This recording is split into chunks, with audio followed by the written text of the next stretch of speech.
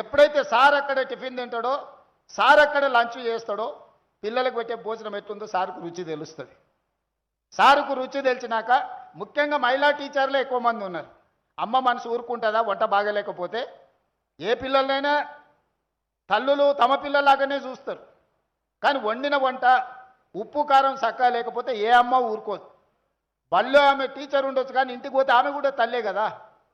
అందుకే ఆ వంటను సరిదిద్ది పిల్లలకు మంచి భోజనం పెట్టేటట్టు, మంచి నాష్ట పెట్టేటట్టు ఉండాలి అని అంటే ముందు టీచర్లను కూడా అక్కడనే తినేటట్టు చేయాలని ఆలోచన చేసి టీచర్లకు ప్రతిరోజు బ్రేక్ఫాస్ట్ అండ్ లంచ్ స్కూళ్ళలోనే ఇవ్వాలని మన మంత్రివర్గంలో నిర్ణయం తీసుకున్నా. ఇప్పుడు ఇంకా ఆ ఫుడ్ యొక్క నాణ్యత ఇంప్రూవ్ అవుతుంది.